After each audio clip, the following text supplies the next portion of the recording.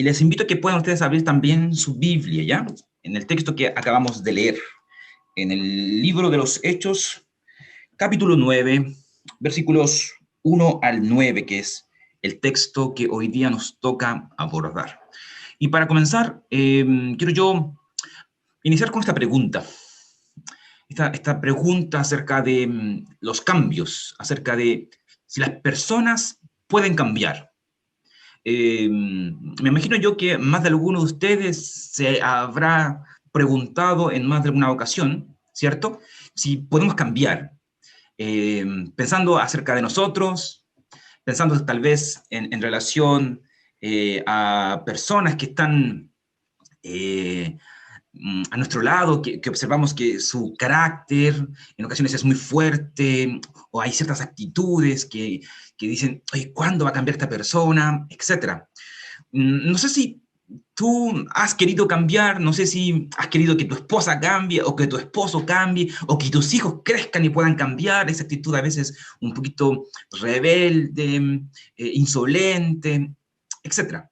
Entonces, yo quiero que podamos plantearnos hoy día esta pregunta y a la luz del sermón, del texto que vamos hoy día a abordar, intentar encontrar esperanza frente a eso.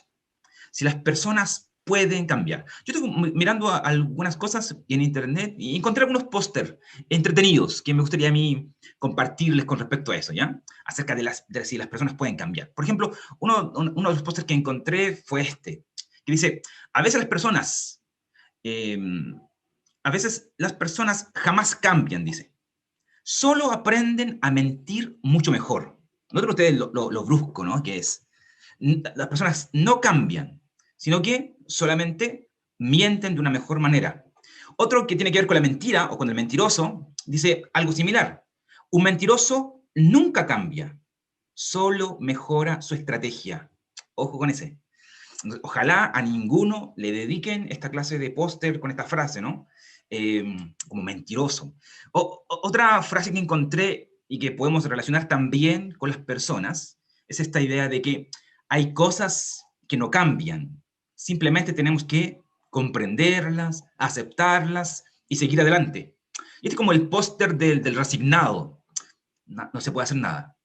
El árbol creció chueco y chueco se va a mantener. Esa es como la idea de este póster. Hay que comprender simplemente, hay que aceptar y hay que seguir adelante. Otro que encontré interesante fue que los tiempos difíciles pueden cambiar, pero las personas difíciles no cambian. Entonces, imagínate, si las personas no pudieran cambiar y que hay más esperanza en que el tiempo, en que el clima quizás cambie, pero que las personas, no, nada. Otro que encontré también que quisiera yo compartir es, las personas nunca cambian, simplemente no las conocíamos bien. Este me parece a mí como un póster de matrimonio, como que de alguna forma uno inicia un proceso y, y mientras más uno se va relacionando, se va dando cuenta de que faltaba conocimiento, de que habían cosas que todavía no percibíamos. Y por último, hay cosas que nunca cambian. Tu indiferencia es una de ellas. Ese es muy fuerte. Por eso lo dije al último, para que, reitero, nuevamente, ojalá nadie le pueda dedicar esta frase a alguno de nosotros.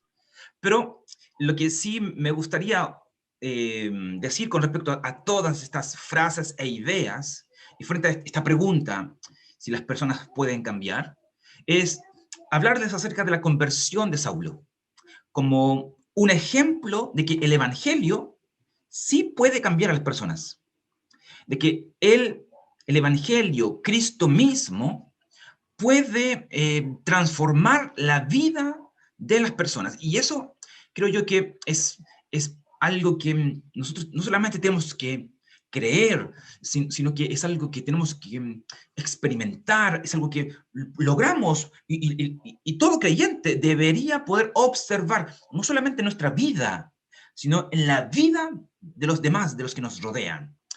Así que esa es la idea de hoy día, hablar un poquito acerca de esta conversión de Saulo, este cambio que él tuvo en el capítulo 9, y usarlo como un ejemplo de que, y también como un llamado a la esperanza, ¿cierto? De que el Evangelio puede cambiar a las personas. Ahora, para poder introducirnos aquí, creo que es importante nuevamente, ya que estamos hablando de un texto histórico como es el libro de los Hechos, ubicarnos.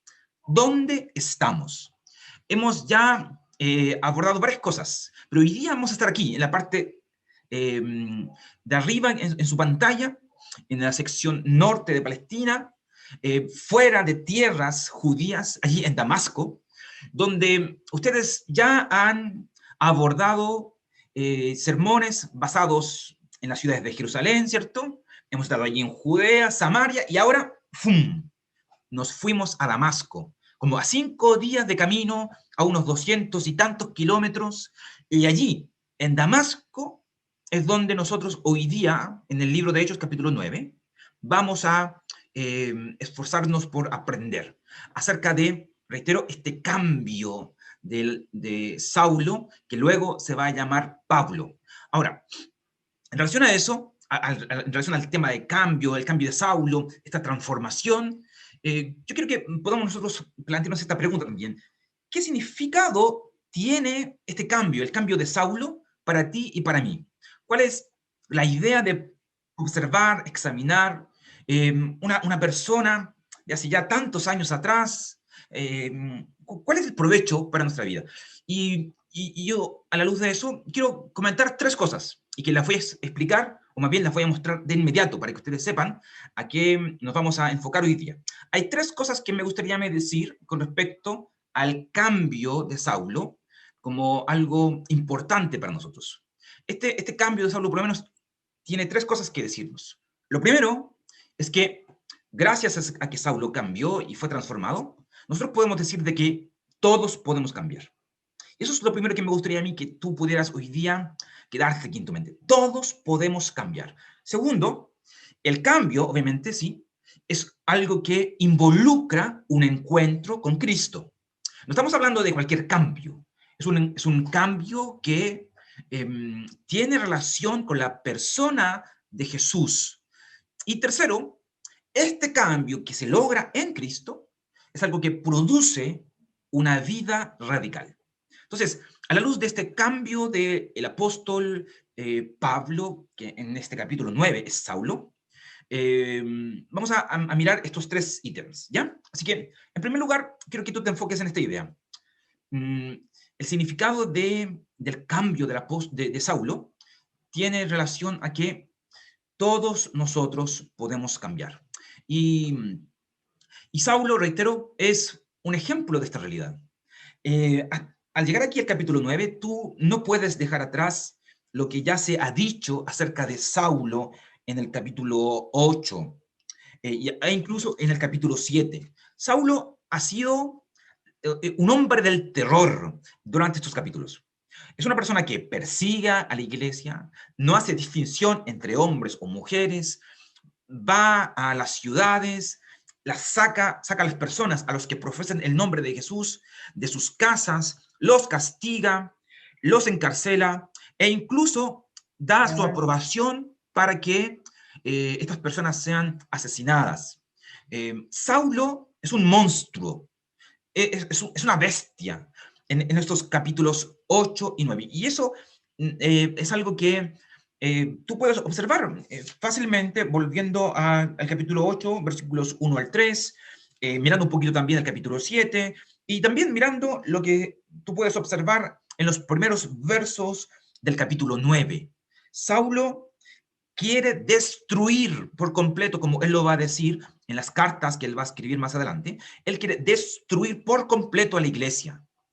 Y él busca autoridades, permisos para llevar a cabo todo esto. Es más, el escritor del libro de los Hechos, Lucas, describe a Saulo como si fuera una bestia salvaje, una bestia feroz. Y eso tú lo puedes observar a través del término que usa en el versículo 3, que en la NBI habla de que él causaba estragos, que la Reina Valera 60 usa como asolaba los lugares. Y ese término es un término que en la Septuaginta la versión griega del Antiguo Testamento, tiene relación con el Salmo 80:13, donde se nos habla de animales feroces que despedazan a sus víctimas. Y ese es el término que Lucas está usando para referirse a la acción de Pablo. Pablo es una bestia que jadea como una bestia. De hecho, mira tú, capítulo 9 aquí, versículo 3, esa idea de respirar amenazas. Es esa idea de una bestia, un monstruo que respira fuerte y que está enfurecido, que es como que si le salieran humo por la nariz, lleno de ira en contra de la iglesia, que no se cansa, reiteró, ni se queda tranquilos con el solo hecho de buscar, atrapar, encarcelar, sino que él busca mutilar a sus víctimas. Y esa es la idea que se presenta allí en el versículo 21 del capítulo 9, donde se nos dice de que él buscaba, perseguía a la iglesia a muerte. Esa es la idea que él trabaja aquí en el versículo 21, que él buscaba por toda Jerusalén a todos los que invocaban el nombre de Dios con el fin de perseguirlos a muerte. Él quería realmente destruir a la iglesia. Sin embargo, aun cuando ustedes observan en este capítulo 9 a un feroz Pablo, aquí él se encuentra con la persona de Cristo. Y esta persona, que es Saulo, cambia de una forma tan radical que es difícil de creer, que es complejo poder entender este cambio si no fuera porque nosotros creemos en el poder de Jesús. Y este cambio es tan notable que Calvino dice que este lobo salvaje no solo se volvió en una oveja al encontrarse con Cristo. Él no solamente mutó de un lobo a una oveja, sino que él adoptó el carácter de un pastor. Él adoptó ahora el cuidado de las ovejas que él antes perseguía al momento de aceptar el llamado de Cristo para ser apóstol de los gentiles y de esa forma escribir las cartas que ustedes encuentran más adelante en el Nuevo Testamento y donde él trata con amor, con ternura, con abnegación, con sacrificio a todo el rebaño de Dios. Entonces, este caso del apóstol Pablo es un caso de estudio donde tú y yo deberíamos mirar con esperanza no solamente nuestra vida, sino las personas que están a nuestro alrededor. Todas las personas pueden cambiar, por muy feroces que sean, por muy duros que parezcan. Todas las personas pueden cambiar si es que ellas se encuentran con Cristo. Y ese es mi segundo punto. No estamos hablando de un cambio de ropa. No estamos hablando de un cambio de estilo. No estamos hablando de un cambio superficial. Estamos hablando de un cambio que involucra un encuentro con Cristo. Un cambio sobrenatural. Y aquí es importante decir de que hay muchos comentaristas que hacen mención que al mirar este cambio radical del apóstol Pablo, han intentado dar una explicación psicológica o fisiológica del cambio del apóstol. Algunos piensan de que la muerte de Esteban fue tan traumática para Pablo que la culpa no lo permitió seguir adelante con su misión. Otros hacen mención de que una clase de insolación, ya que Pablo iba en el desierto, caminando hacia Damasco, en pleno mediodía, él dijo cosas que no quería decir. Sin embargo, nosotros entendemos que eso no es verdad. De hecho, este cambio que se produce en el capítulo 9 no es algo que Saulo decide. No es que Saulo esté buscando cambiar. Él está persiguiendo a la iglesia. Noten ustedes eso. Él no está teniendo algunas conjeturas con el cristianismo de aquel entonces, o con el camino, como era llamado en aquel entonces. sino que él está persiguiendo a la iglesia. Y aquí, eh, al perseguir a la iglesia, al perseguir a Cristo, fue Cristo quien se decidió por él. En el capítulo ustedes pueden observar que es Cristo quien toma la iniciativa. Es Cristo quien se aparece a Pablo en el medio del día con esta luz fuerte. Es Cristo quien habla y dialoga con Pablo y permite de que él pueda entrar en razón, que él pueda ser convertido, convencido de su mal proceder. Y esta conversión es algo muy importante aquí en el libro de los Hechos, porque no solamente mencionada una vez, ni dos veces, sino tres veces. Una es aquí, en el libro, en el capítulo 9, pero más adelante Pablo, en el capítulo 22 y en el capítulo 26, él nuevamente vuelve a comentar todo lo que sucedió aquí, como testimonio personal.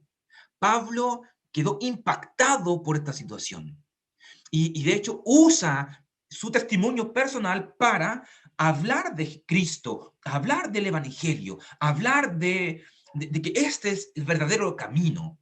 Y la conversión que él recibió es bien potente. Si ustedes observan el pasaje, el capítulo 9, ustedes pueden observar algunas características que me gustaría a mí subrayar, ¿ya? Una de ellas, por ejemplo, es que el llamado que Pablo recibió es muy similar al llamado de un profeta.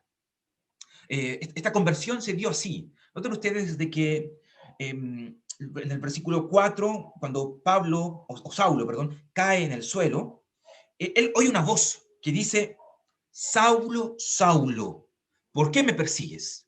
Esa repetición es algo que ustedes pueden recordar en el caso de Isaías, en el caso de Ezequiel y en el caso de muchos otros profetas. Pablo fue así llamado, como un profeta, donde este llamado a volverse de su mal camino fue de manera bastante objetiva. Reitero, no fue una visión, no fue un sueño, él iba caminando y la luz, una luz potente, distinta al sol, resplandeció delante de él, al punto que lo dejó ciego y que todos escucharon. Si ustedes observan los versículos 4 al 7, Pablo no solamente es quien escucha esta voz, sino también los hombres que viajaban con él, versículo 7, pero que fue solamente inteligible, comprensivo para Pablo.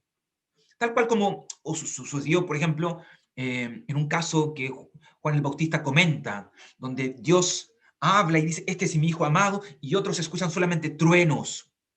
Algo muy similar que también sucede en el caso de Daniel, donde él ve una visión y solamente él es capaz de darse cuenta de eso, a diferencia de las personas que estaban a su alrededor, etc. Esto fue un llamado personal para Saulo.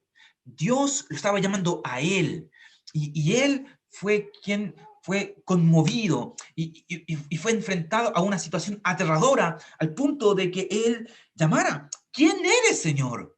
Donde esta expresión, Señor, no puede simplemente decirse que es un término de buenas costumbres, porque noten ustedes que aquí Jesús se presenta a sí mismo como Jesús, el hombre, el que había muerto y el que había resucitado. Noten ustedes que en el versículo 5, él no usa el término Cristo, él usa el término Jesús, el cual era el término conocido en aquel entonces acerca de esta persona, que todos sabían que había muerto en una cruz, pero que todos desmentían de que había resucitado. Entonces, Pablo, convencido de que todo esto era una mentira, al escuchar que Jesús decía, yo soy al que tú persigues, obviamente que esto fue tremendo, porque no hay algo más objetivo para una persona que está equivocada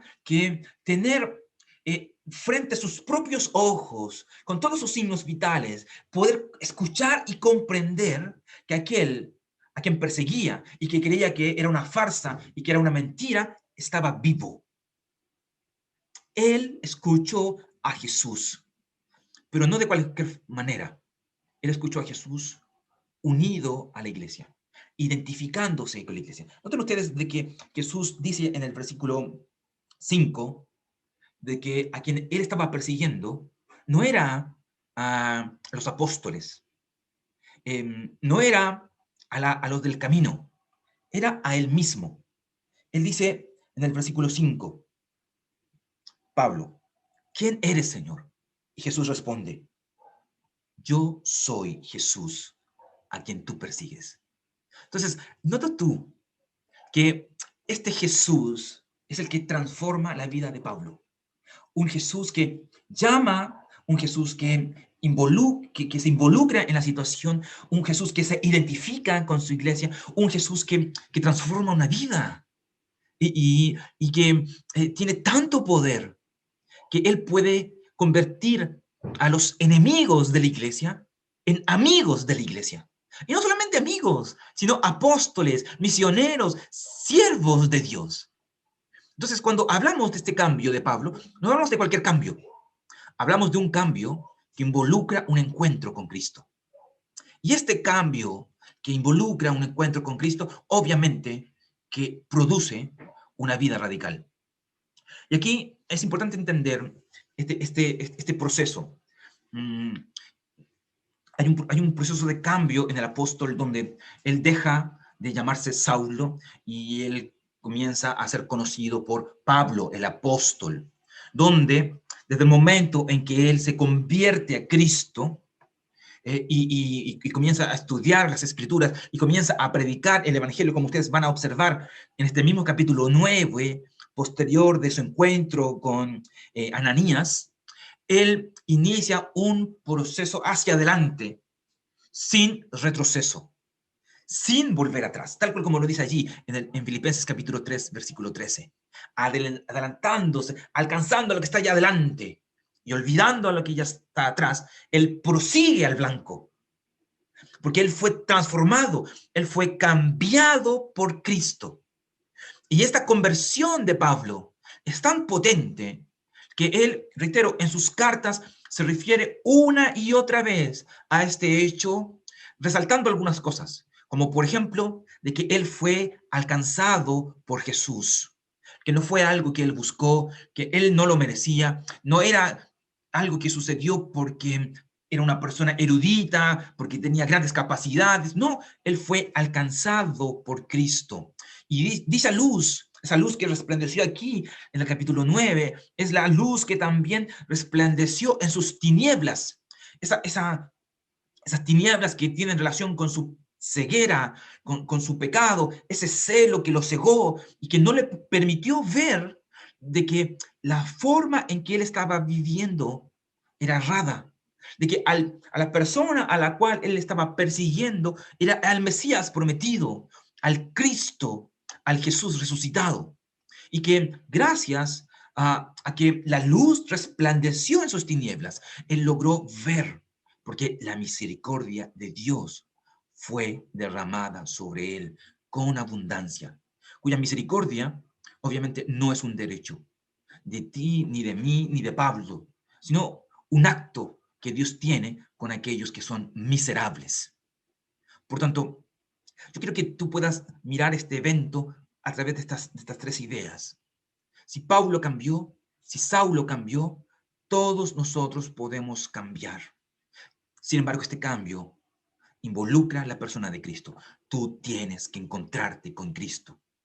Y señal de ese encuentro es una vida radical, una vida nueva, una vida distinta, una vida que no retrocede, aun cuando obviamente tiene sus caídas, sus momentos difíciles, pero que no retrocede porque es una vida nueva en la persona de Cristo.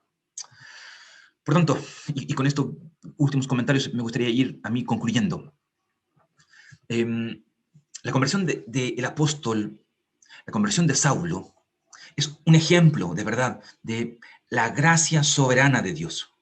Dios obró de manera soberana en este hombre, haciéndolo escuchar la voz de Jesús, presentándose ante este terrible avance de Saulo con estas cartas de poder para destruir la iglesia allí en Damasco, parándolo, transformándolo.